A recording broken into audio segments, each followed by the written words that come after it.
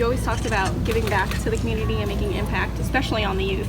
Is this one of the ways that you kind of hope to do that? Yeah, I think that's the best way to do it because you get to interact with them and you get to, what's better way than do it like it's like gym class. And you go out here, you run around, have fun, catch a couple footballs, teaching football also too, and they get to actually spend some quality time with you and get to know you a little bit. So, one thing ProCamp for allowing me to work with them. And, they did an unbelievable job of setting this camp up. And, I thank Penn State for allowing us to hold it here. And I want to thank all the kids and parents for allowing me to do this and for them to actually show up and show some love. We had like 600 kids, which is an awesome number. So pretty dope to be able to do that and accomplish it. Besides the skill set, what is something you wanted and hope to have teach these kids? Yeah, hard work. That's something that I keep saying, sound like a broken record, hard work, because that's where I got in my life. I hear kids saying, you're my idols, I want to be like you, and I just tell them no. Never try to be like someone, be better than me. Don't try to be the next someone, be the next you. You can do whatever you want in life as long as you put your mind to it and you work for it, and anything's possible. Saquon, it wasn't that long ago that you were actually playing on these fields. What's it like? I mean, you touched on it a little bit, but to actually be out there coaching and impacting these kids on the same fields where you play. Yeah, it's crazy. Coming here, playing here, this is where I practiced for 3 years of my life. Seeing myself go from a little kid to a man here on winter workouts at 4 or 5 o'clock in the morning with Coach Franklin and Coach Huff yelling in my face.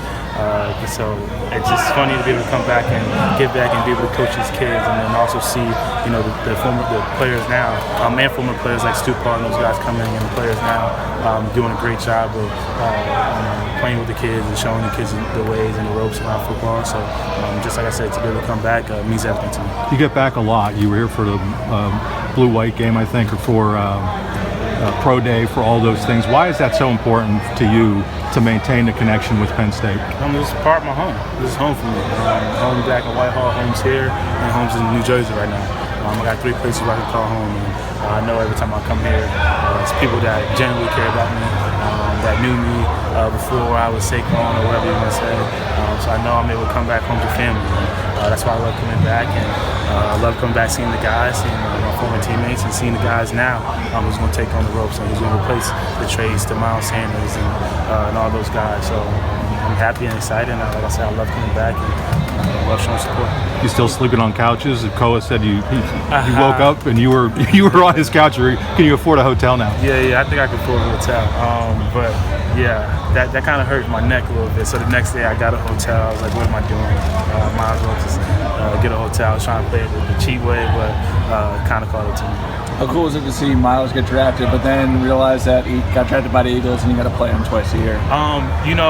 When I came in for the Pro Day, we all got together, and Miles came up to me and said, I was like, who likes you? Who's going to show you my interest? And he said, I think the Eagles going to take me. And we kind of just looked at each other and smiled. And I said, I want smoke. He said he want smoke. And I said, I guess we'll see you 2 times a year. And when he got drafted, I called him, FaceTime, and said the same thing. I said, I'm ready for you. He said, he's ready for me.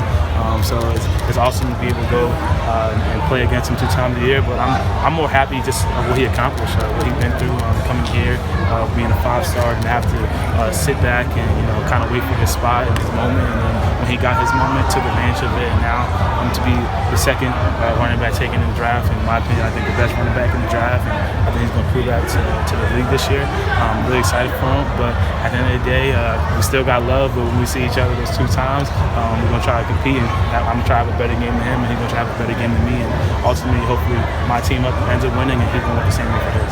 Saquon, does the year that you had last year, the season, spinning and everything, just coming back here and getting some guys coming around,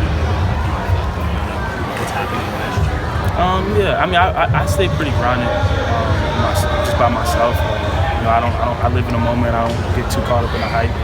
Always trying to improve, but when you come here, this is where it all started.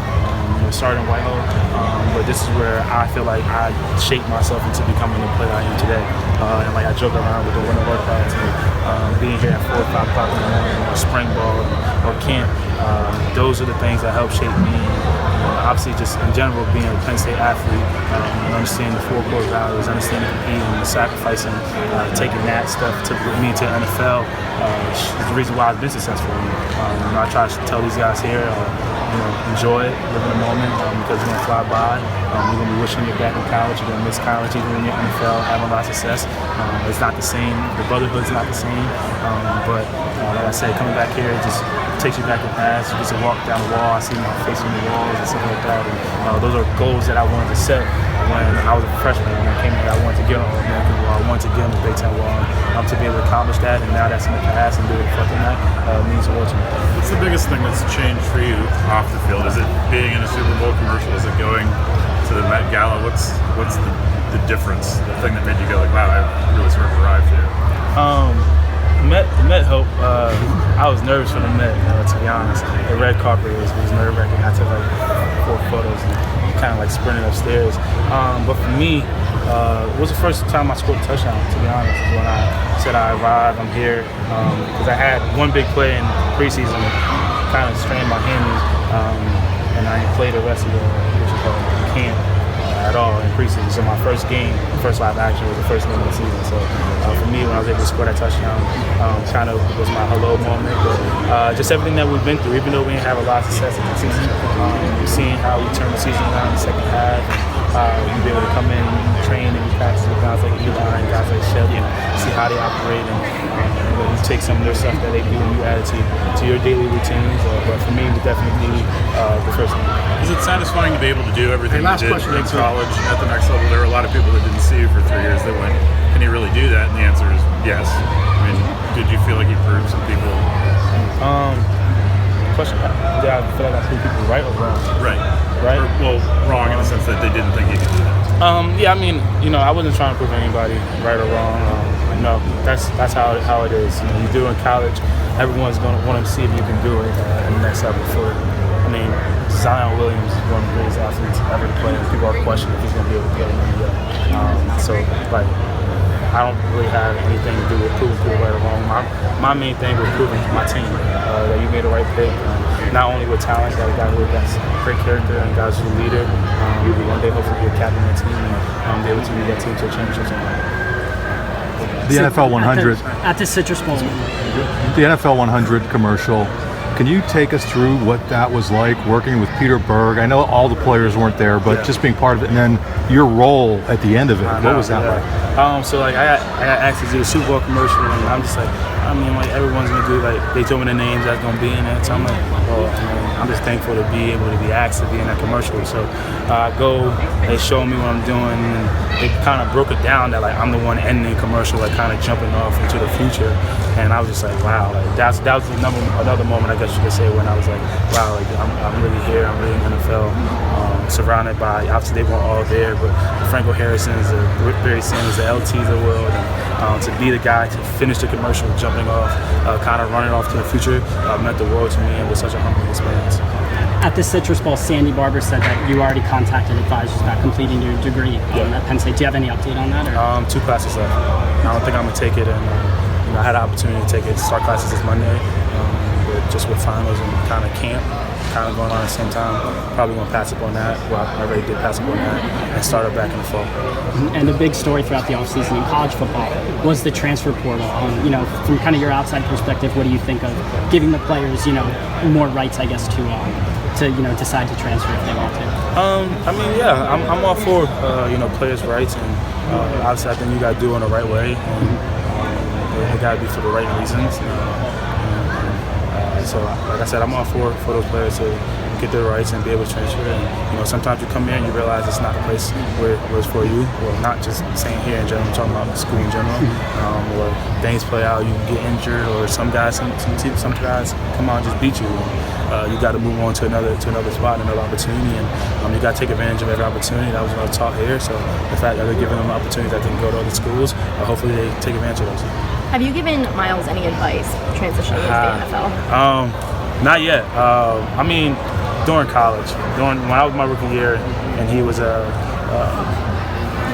through the season, and we were good friends, and I knew he was considered coming out before everyone else did. But the advice that I gave him is, when you come here, don't lose your work ethic, don't lose your drive.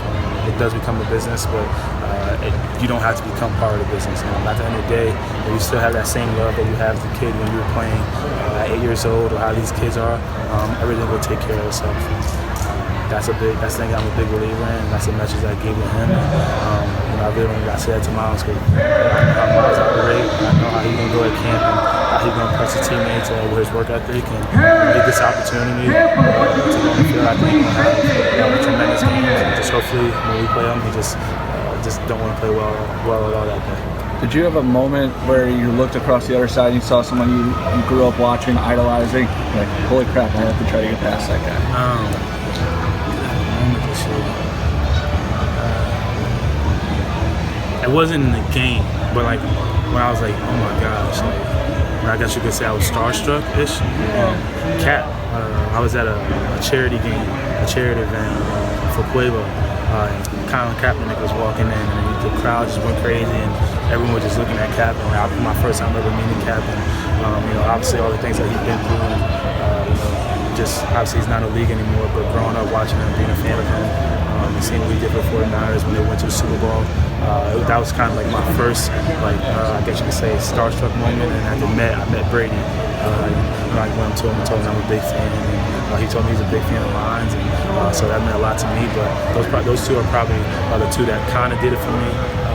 But obviously Barry Sanders, but just talking moment now and this year would be those two guys. How's fatherhood been treating you? So last question. It's been good. Fatherhood's been treating me good. You learn, you grow every day. As I continue to grow and try to become a better player, I got to continue to grow and try to become a better father. It's crazy to see our little girl just grow up so fast. She's already a year.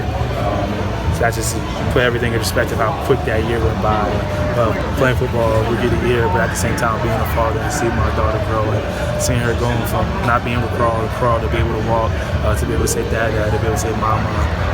All those little things you cherish, and you cherish all those moments. And I think that's a big reason why I have the mindset I have now. It's all thanks to my daughter. Thank you guys. Thank you.